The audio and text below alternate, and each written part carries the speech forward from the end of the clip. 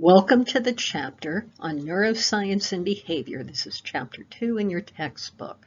We'll be looking at the brain and the nervous system and the biology of human behavior in this chapter.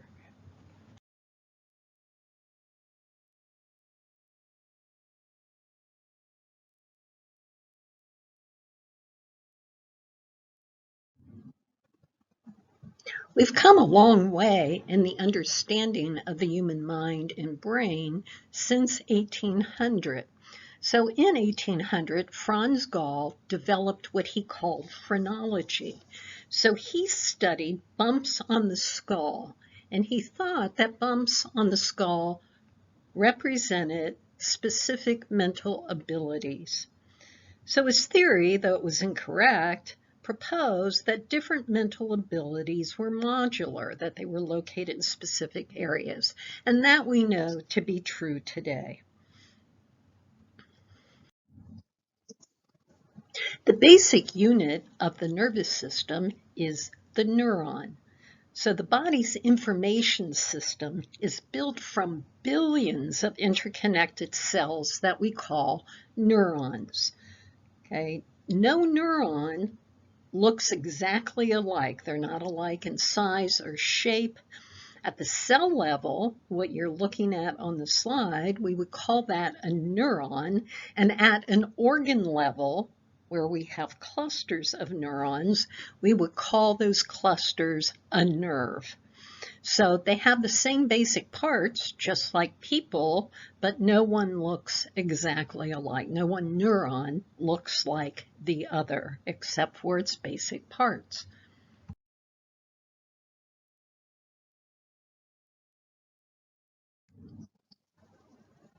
A neuron consists of many different parts. So I'll start with the dendrite. The dendrites are the branch-like structures that receive messages or signals from other neurons.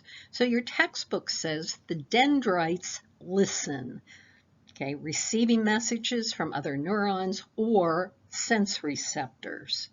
And so the messages that come in through the dendrite get consolidated at the cell body, also known as a soma, S-O-M-A.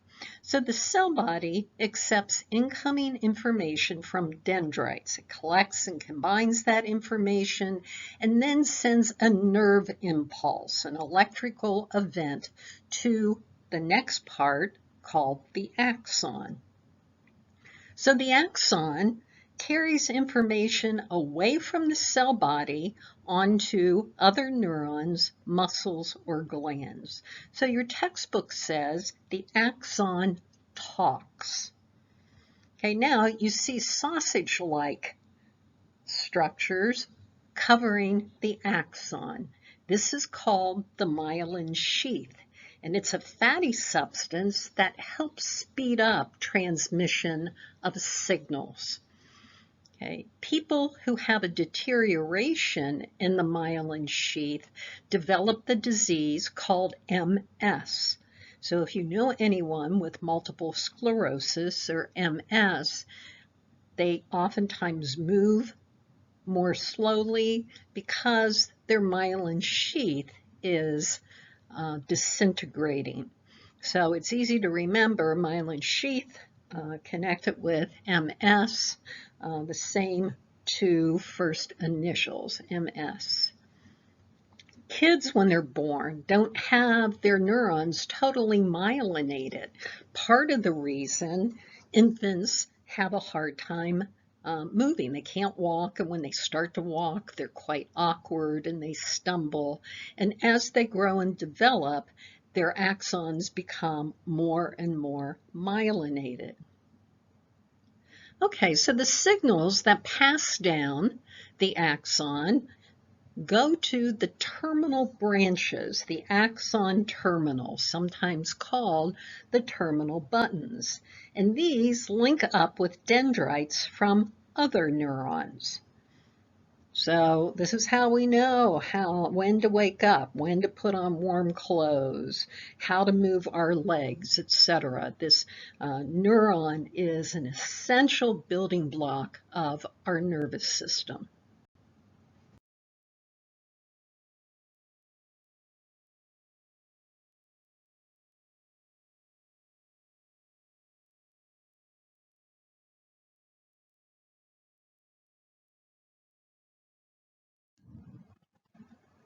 Dendrites pick up two types of signals, excitatory and inhibitory signals. When there are enough excitatory signals, the neuron fires an action potential, a neural impulse.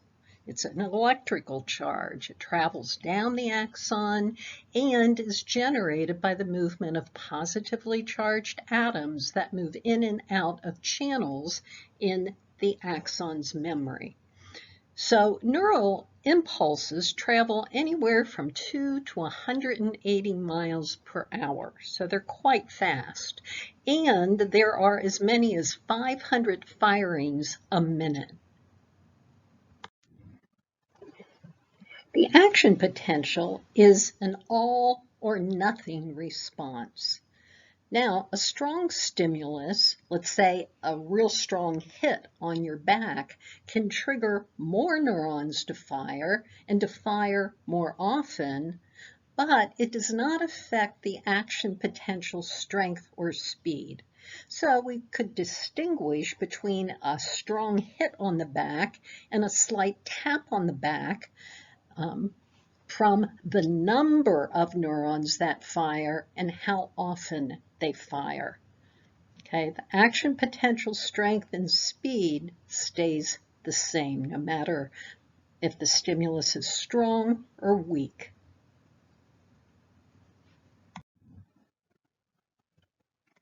The synapse is the space or junction between the axon terminals or the axon tip of the sending neuron and the dendrite of the receiving neuron. And so this gap is extremely small. It's about 1/1,000,000th of an inch. It's tiny but extremely important. So the synapse is sometimes called the synaptic gap or the synaptic cleft. You see to the right on the slide, the terminal buttons have vesicles that contain chemicals called neurotransmitters. And these chemicals, these neurotransmitters, are released at the synapse and are picked up by receptor sites on the receiving neuron. Neurotransmitters are chemicals that alter the activity in other neurons. And so as you see on the slide, these tiny chemicals, neurotransmitters, cross the synapse and they bind to receptor sites on the receiving neuron and influence the receiving neuron to generate another action potential. The process of reuptake. So neurotransmitters that remain in the synapse are reabsorbed into the sending neurons, and we call this process reuptake. So this process applies the brakes on neurotransmitter action, but this process can be problematic in some cases. So drugs like SSRIs, selective serotonin reuptake inhibitors, they're antidepressants, drugs like Prozac, Zoloft, Celexa, Lexapro, Paxil, among others, block the reuptake so there's enough of the neurotransmitter called serotonin in the synapse. And this blocking of the reuptake can decrease both depression and anxiety. And I'll talk more about that in a minute. But usually when there's excess neurotransmitters floating in the synapse, the sending neuron, in essence, if you will, slurps back up, reuptakes those excess neurotransmitters. Neurotransmitters can influence us in very significant ways. So serotonin, which I mentioned in the last slide, serotonin and its pathways are involved with mood regulation. And so when there's a dysfunction in serotonin, we can find ourselves depressed and or suffering from anxiety as well as other psychological disorders. Dopamine is another neurotransmitter that's involved in diseases such as schizophrenia and Parkinson's disease. So if we have too much dopamine in our system, we might suffer from schizophrenia. And I'll talk more about that in the chapter on psychological disorders. Now, if we don't have enough dopamine, we can suffer from Parkinson's disease.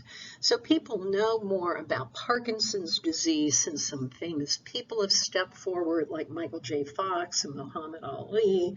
We know that Parkinson's disease results in tremors and muscle rigidity, lack of balance, difficulty initiating movement.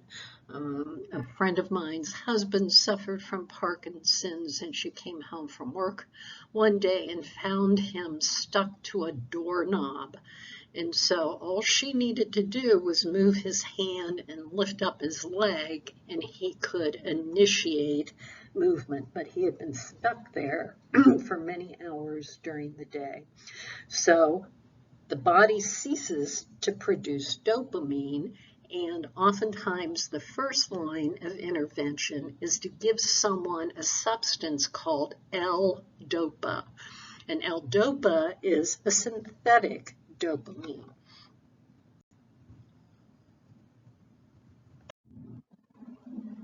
There are over 30 neurotransmitters in the brain, and this chart sums up some of the major neurotransmitters. I'll talk about a few of these. Acetylcholine or acetylcholine, ACH, enables muscle action. Also, it's involved in learning and memory.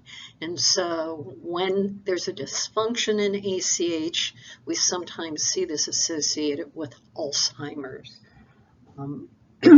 Many drugs and medications operate by either imitating a neurotransmitter or blocking a neurotransmitter. A good example is botulin, B-O-T-U-L-I-N. You've heard of botulism. It's a poison from improperly canned food. And if enough botulin is in your system, it can lead to paralysis. And the way this happens is the botulin blocks acetylcholine, and you need acetylcholine moving through your nervous system in order to move. ACH activates our muscles, but botulin blocks ACH transmission, and thus paralysis occurs.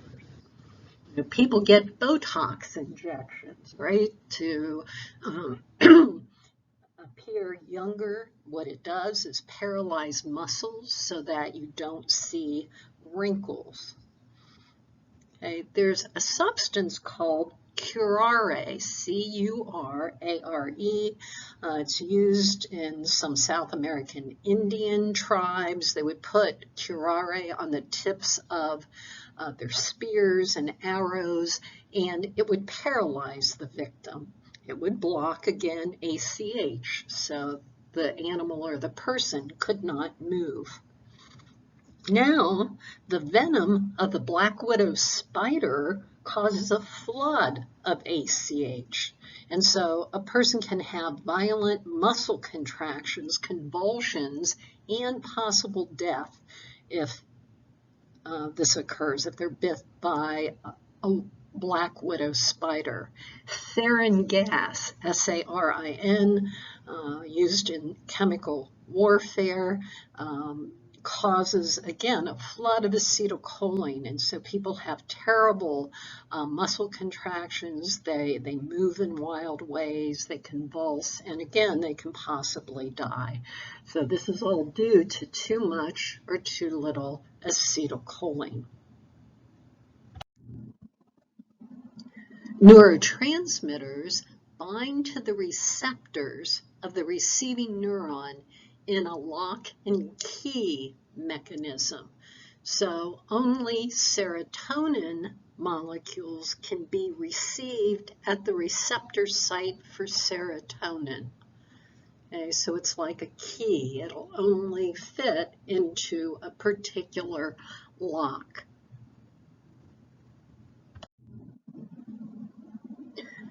Various drugs and medications act as either agonist or antagonist. So an agonist molecule excites a neuron. It's similar enough in structure to a neurotransmitter molecule that it mimics the effect on the receiving neuron. So the example on this slide is morphine. Okay, morphine mimics the action of naturally occurring endorphins in our system by stimulating receptors in brain areas that are involved in mood and pain sensations. So endorphins, they're endogenous morphines. They're naturally existing in our body. So we talk about runner's high. When people run regularly, their body releases endorphins and they feel good and they want more of that. So similar to morphine. Antagonists block neurotransmitters. They inhibit. And so their structure is similar enough to the neurotransmitter to occupy the receptor site and to block its action, but not similar enough to stimulate the receptor. So I talked before about curare. It blocks acetylcholine receptors so that it paralyzes the victim. ACH is responsible for muscle movement, and curare is an antagonist. It blocks ACH. There are two major divisions of the nervous system. You see on the left the central nervous system, the CNS, and on the right the peripheral nervous system, the PNS. So the central nervous system consists of the brain and the spinal cord. You see that in red. And the peripheral nervous system consists of everything you see on the right in yellow. Sensory and motor neurons that connect the rest of the body to the brain and the nervous system.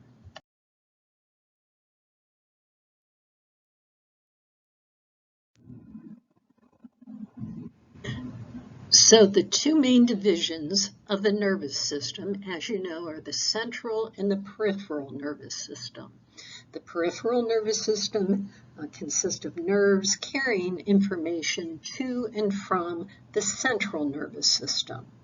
It links the central nervous system to the body's sense receptors, muscles, and glands. And it's divided into the autonomic and somatic nervous system. Autonomic, like automatic, controls self-regulated actions of internal organs and glands. So these are functions that happen automatically. Heart rate, digestion. There's no conscious control over the autonomic nervous system. The somatic nervous system controls voluntary movements of your skeletal muscles. So you have some control. When you want to move your arm or your leg, the somatic nervous system is involved. And then if you look back at the autonomic nervous system, you see there are two further subdivisions, the sympathetic and the parasympathetic. So the sympathetic nervous system arouses us. It puts us into fight or flight response. If we go into fight response, let's say we see a dangerous animal coming toward us, our heart rate goes up, blood pressure goes up, we get prepared to protect ourselves. So I think of S as stimulating. The sympathetic nervous system arouses us. The parasympathetic, on the other hand, brings us back to calm and quiet. It brings us back to homeostasis. So I think of the P in parasympathetic as peaceful or pacifies. It calms us and quiets us.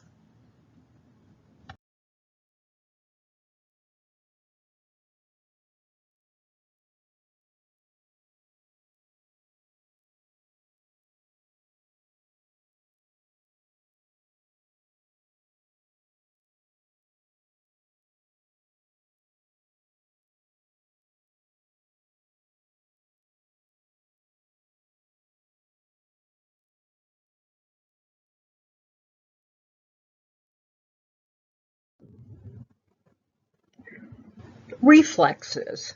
So reflexes are really important and they work with the spinal cord. So if you look at the slide, you see a finger touching a flame and the finger will quickly withdraw because the information is carried from the skin receptors to the spinal cord, and then information comes back from the spinal cord and the person lifts up their arm and hand even before the information gets carried up to the brain and is processed as pain.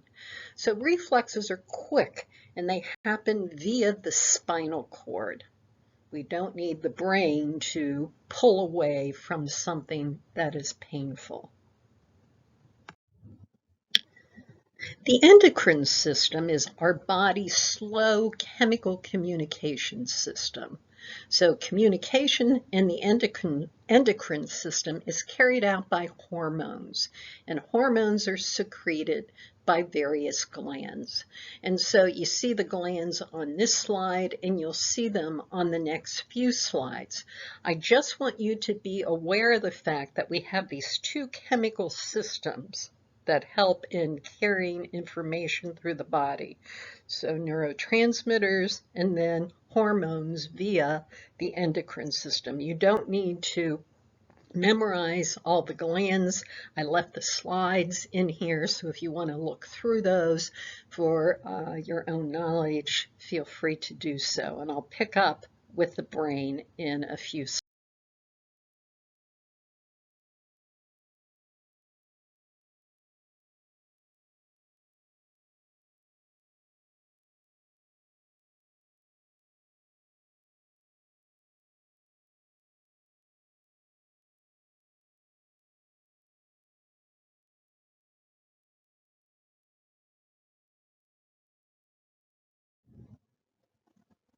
The oldest part of the brain is called the brainstem. Okay, sometimes we hear the brainstem referred to as the hindbrain or the brain's basement. This is the first part of the brain to develop in utero. So it begins where the spinal cord swells and enters the skull. You see this in bluish green on the slide. And it's responsible for automatic survival functions. So breathing, heart rate. If your brain stem is injured, you can go into a coma and or die. The medulla is at the very bottom of the brain stem, and it controls heart rate and breathing. So basic life functions, also swallowing and digestion. The thalamus sits at the top of the brain stem, and it's the brain's sensory switchboard. It directs messages to the appropriate sensory areas in the cortex and transmits replies to the cerebellum and the medulla. Now, if the thalamus is injured, we could lose all of our senses except smell. So we could become deaf, blind, insensitive to touch, but not smell. The reticular formation is a nerve network in the brainstem, and it plays an important role in controlling arousal. Sometimes the reticular formation is called the reticular activating system. And what it does is screen messages entering the brain. So we're bombarded with stimuli all the time, but we can't attend to all of it. So the reticular formation also determines how alert we are. So when it slows down, we start to doze off or go to sleep. And like an alarm clock, it jolts us into consciousness. If damaged, we can go into a coma. The cerebellum, which means little brain, is attached to the rear of the brainstem, and its function is to coordinate voluntary movement and balance. And so when we see the human brain that the psychology department has, you'll see the cerebellum. It's a walnut-shaped, smaller brain. It looks like we have a smaller version of the cerebrum at the base of the brain. So it has two wrinkled hemispheres, and it influences one type of learning and memory that we'll cover in Chapter 7. Now, if the cerebellum is injured, we might have difficulty walking, keeping our balance. We might have difficulty shaking hands. Now we'll look at some of the techniques that are used to study the brain. The first is a brain lesion. A lesion experimentally destroys brain tissue to study animal behaviors after that tissue is destroyed.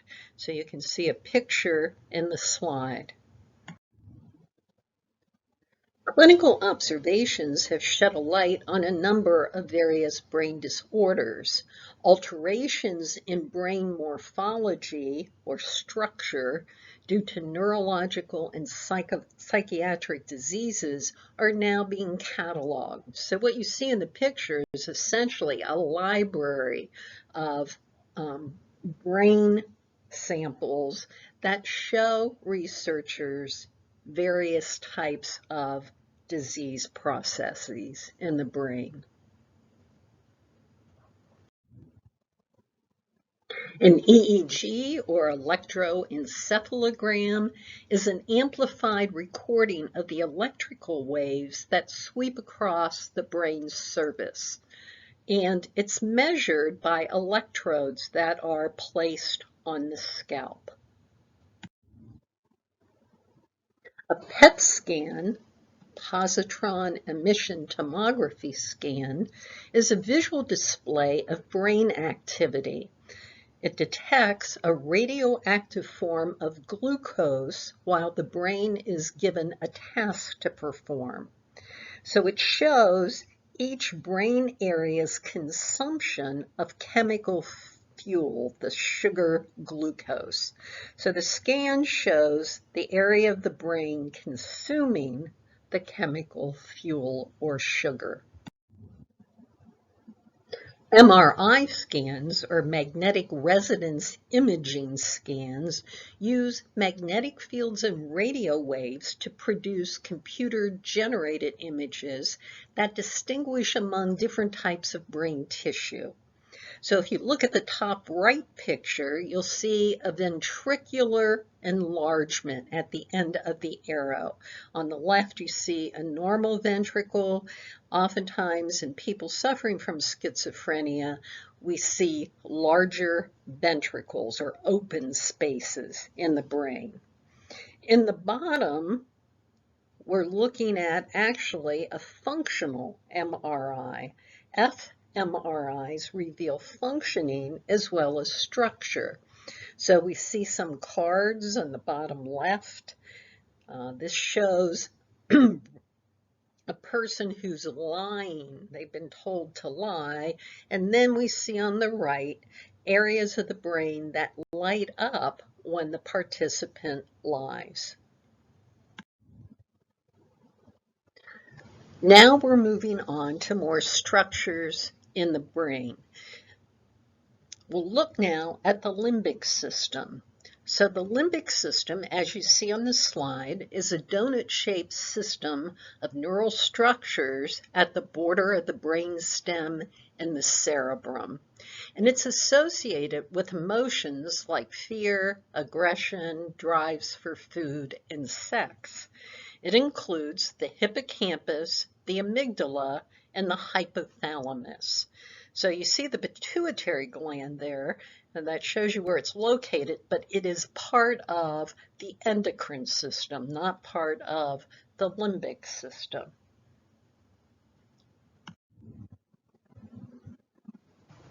The amygdala consists of two lima bean-sized clusters linked to the emotions of fear and anger.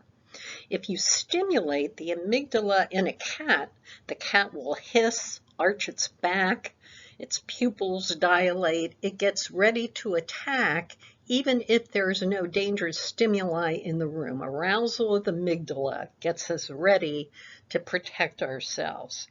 If we remove the amygdala, animals or people have little to no fear. And so this can be really detrimental. We need to know when we need to protect ourselves.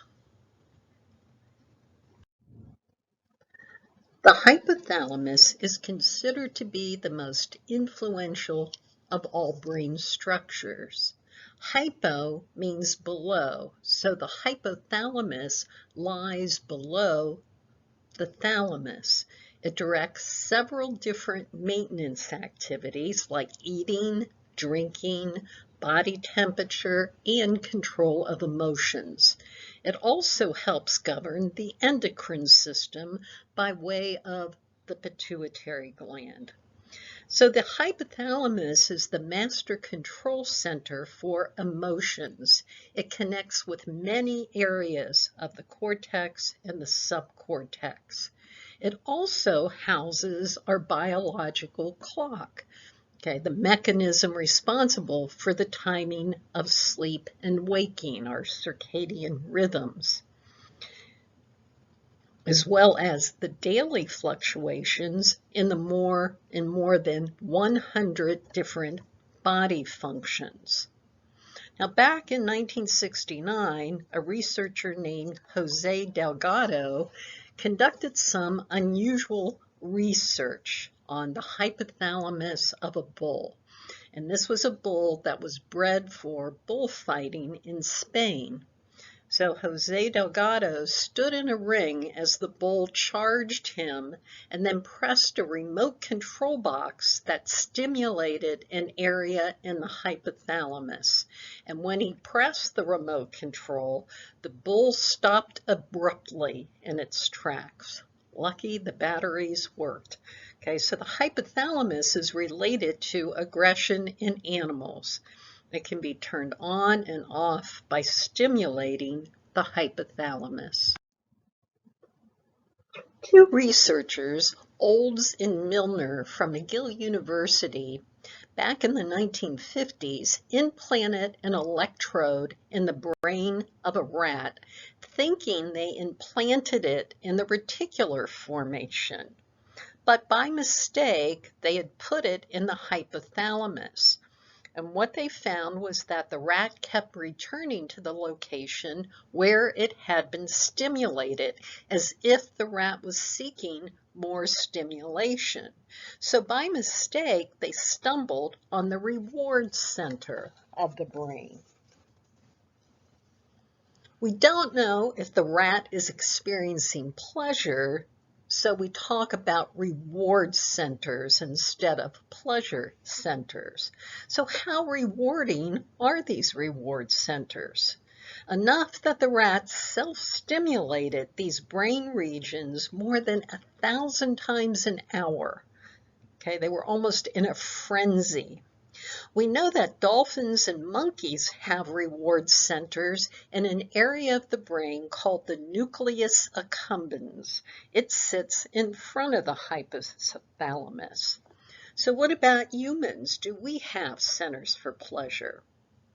Well, to calm violent patients, surgeons implanted electrodes in areas thought to be pleasure centers in the limbic system. When stimulated, patients reported mild pleasure, so unlike the rats who were driven to a frenzy. Recent research reveals stimulating the brain's pleasure centers produces more desire than pure enjoyment. Thus, it's thought that substance disorders may result from people who are genetically predisposed to what is called a reward deficiency syndrome, so craving the missing pleasure feeling. The cerebral cortex is the intricate fabric of interconnected neural cells that covers the two cerebral hemispheres. It's our body's ultimate control and information processing center. So you can use this as a study guide. It shows all the various parts of the brain that we've talked about and that I will talk about in more detail in the slides to come. The cortex consists of two hemispheres that are connected by what is called the corpus callosum, a band of fibers that allow for communication between the left and the right hemisphere.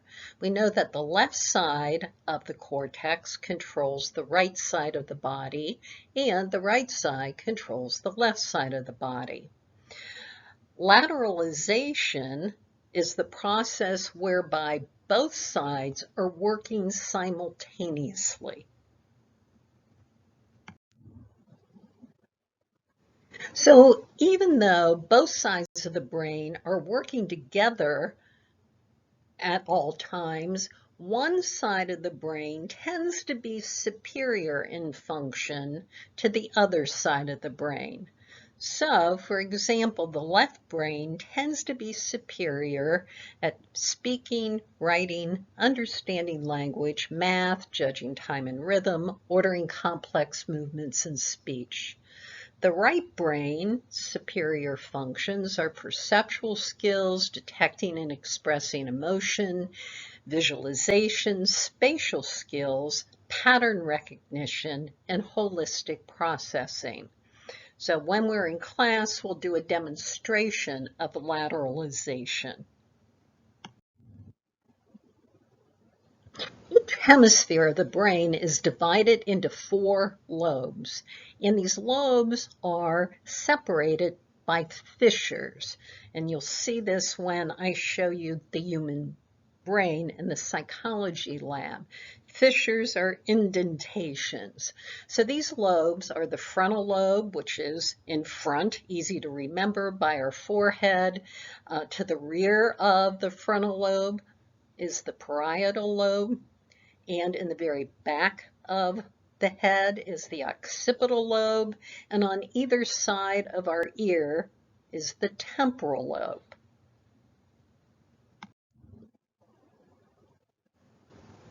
On this slide, you see the motor cortex and the sensory cortex. So the motor cortex is the pink strip that is the area at the rear of the frontal lobe, and it controls our voluntary movements. Sitting right behind the motor cortex is the sensory cortex, and it is in the parietal lobe. It receives information from skin surfaces and sense organs. Now, at the bottom, you see the motor and the sensory cortex with a little man called a homunculus. You'll see this word in your textbook. And so the man represents the areas on the motor and the sensory cortex that correlate with different body parts. So you see that one of the largest parts on the cortex are the lips. So our lips are very sensitive, and they also require a lot of motor movement. Okay, so we need lots of neurons to help us articulate speech. Okay, and our lips are sensitive. Your textbook author says, thus, we kiss with our lips and not our toes. Our toes don't need a lot of neurons for movement. So you see they take up a very small part of the cortex. Now what's missing, for the most part, is the trunk. Very small amount is on the cortex because we don't need much or many neurons to move our trunks. So you'll see a film in which a person is undergoing brain surgery and the motor cortex and sensory cortex are stimulated so that the doctor knows what area of the brain is involved.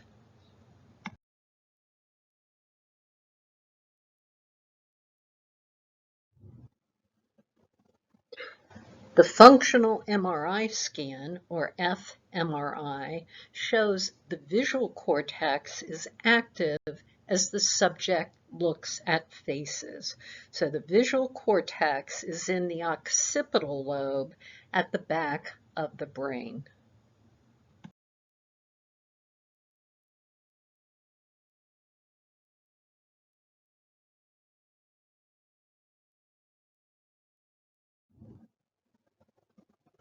Aphasia is any impairment in language. And usually aphasias are caused by left hemisphere damage, either to Broca's area, which would involve impaired speaking, or Wernicke's area, which would be involved in impaired understanding of speech. So Broca's area, as you see on the slide, controls speech production. Okay, in the brain of someone with hallucinations, auditory hallucinations, Broca's area is active. It's producing speech when the person thinks the speech is coming from outside of oneself. And then you see Wernicke's area. It too would light up in a scanner in someone who is hearing voices. It's interpreting auditory code. So someone who has trouble understanding someone else speaking may have some problems in Wernicke's area. If the underside of the occipital lobe is damaged, this is where the visual cortex resides, we'll have some visual disabilities. So agnosia is also called mind blindness. So people can see, but they can't identify what they see. So you show a person a fork and you ask them what it is, and they can't tell you until they feel it. Okay, you show them a pencil. They don't know what it is until they feel it. Facial agnosia is due to damage to the right hemisphere occipital lobe, the underside of the occipital lobe. And this is an inability to recognize familiar faces. So you could, if your friend has visual agnosia, you may walk into a room and they would not recognize you until you started to speak. Okay, they can recognize your voice, but they can't recognize your face.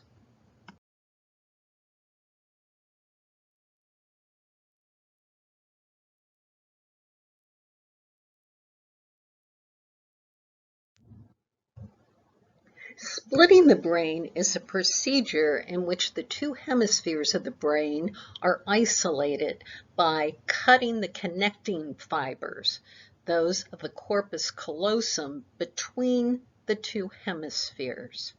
Now, this is done for people who have epilepsy that can't be controlled. After splitting the brain, overall functioning tends to be relatively positive for most people, but there are certain problems. See the following two videos that are quite brief to better explain split brain phenomenon.